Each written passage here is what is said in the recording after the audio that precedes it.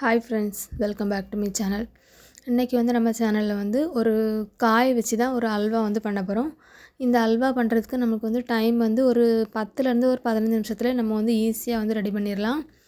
என்ன ரெசிபின்னு பார்த்தீங்கன்னா, காசி அல்வான்னு சொல்லுவாங்க. அப்படி இல்லைனா நம்ம இலவங்காய் இருக்கலாம், இலவங்காய் அப்படி இல்லைனா வெள்ளை பூசணிக்காய்ன்னு சொல்லுவாங்க.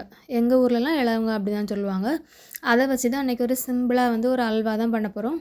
இது ஈஸியாக பண்ணிடலாம். டேஸ்ட்டு பார்த்திங்கன்னா சூப்பராக இருக்கும். நம்ம ஒரு காயில் பண்ணதுன்னே சொல்ல முடியாது, அந்த அளவுக்கு டேஸ்ட்டாக இருக்கும்.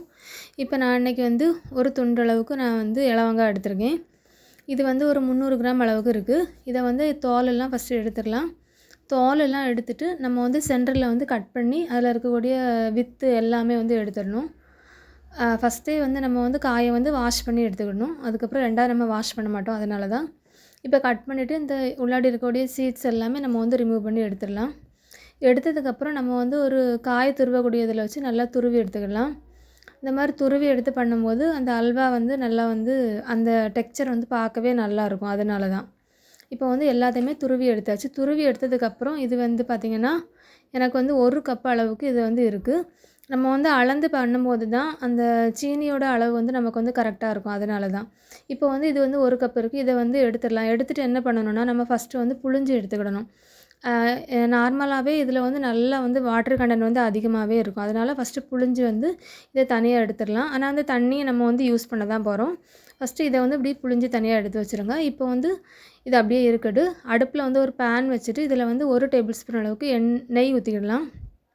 நெய் ஊற்றிட்டு நெய் நல்லா சூடானதுக்கப்புறம் இதில் ஒரு 7லேருந்து 8 முந்திரியை நான் 2 கட் பண்ணி வச்சுருக்கேன். அதை போட்டு நல்லா ஃபஸ்ட்டு ரோஸ்ட் பண்ணி எடுத்துக்கலாம். ஃபஸ்ட்டே நம்ம முந்திரியை போட்டுடணும்.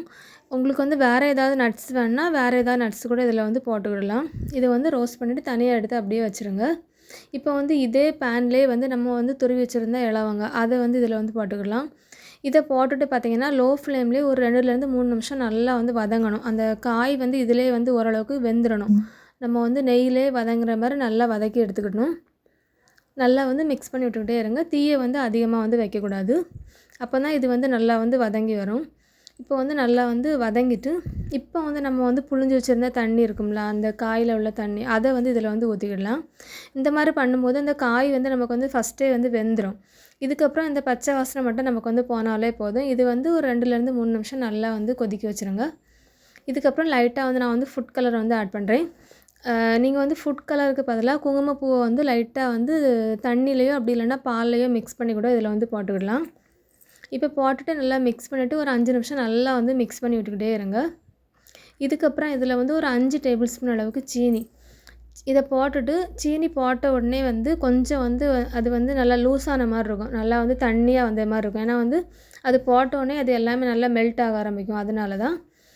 இதுக்கப்புறம் கொஞ்சம் நேரம் நமக்கு ஒரு 10 நிமிஷத்துலேயே இது ரெடி ஆயிரும். நல்லா ஃபஸ்ட்டு தண்ணி விட்டு எல்லாமே உருகுனதுக்கப்புறம் நல்லா மிக்ஸ் பண்ணிக்கிட்டே இருங்க. பேனில் கொஞ்சம் ஒட்டாமல் வரும். அது வரைக்கும் நம்ம மிக்ஸ் பண்ணிக்கிட்டே இருக்கணும். கரெக்டாக பார்த்திங்கன்னா ஒரு 10 நிமிஷத்தில் இது ரெடி ஆயிரும். இப்போ இதில் ஒரே ஒரு டீஸ்பூன் அளவுக்கு மட்டும் நெய் ஊற்றிடுங்க. நெய் ஊற்றிட்டு நல்லா மிக்ஸ் பண்ணிவிடுங்க. கைவிடாமல் நம்ம மிக்ஸ் பண்ணிக்கிட்டே இருக்கணும். அப்போ தான் அது நல்லா வரும். இப்போ ஓரளவுக்கு நல்லா தண்ணி எல்லாமே அப்சர்வ் பண்ணி எடுத்துகிட்டு கொஞ்சம் நல்லா ரெடி ஆகிட்டு இந்த டைம் நம்ம ஃப்ரை பண்ணி வச்சுருந்த முந்திரி இதில் எடுத்து போட்டுடலாம். இந்த அல்வா டேஸ்ட்டு நல்லாயிருக்கும். நம்ம ஒரு காயில் பண்ண மாதிரியே இருக்காது, சாப்பிட்றதுக்கும் நல்லாயிருக்கும். ஒரு 2லேருந்து 3 நாள் வரைக்கும் கெட்டு போகாது. நம்ம வெளியிலே வச்சு நம்ம சாப்பிடலாம். ஃபஸ்ட்டு நம்ம சூடோடு எடுக்கனால பார்க்குறதுக்கு இப்படி இருக்குது. நல்லா ஆறுனதுக்கப்புறம் பார்த்திங்கன்னா நல்லா செட் ஆகி நல்லா திக்கான கன்சிஸ்டன்சியில் கிடைக்கும். நான் ஆறுனதுக்கப்புறம் எடுத்து காமிச்சிருப்பேன், அதில் பாருங்கள். இந்த வீடியோ உங்களுக்கு பிடிச்சிருந்துச்சுன்னா லைக் பண்ணுங்கள், ஷேர் பண்ணுங்கள், கமெண்ட் பண்ணுங்கள், சப்ஸ்கிரைப் பண்ணுங்கள். மறக்காமல் இதை ட்ரை பண்ணி பாருங்கள், எப்படி இருக்குன்னு சொல்லிட்டு கமெண்டில் சொல்லுங்கள். இந்த வீடியோ பிடிச்சிருந்துச்சுன்னா லைக் பண்ணுங்கள், ஷேர் பண்ணுங்கள். தேங்க்ஸ் ஃபார் வாட்சிங்.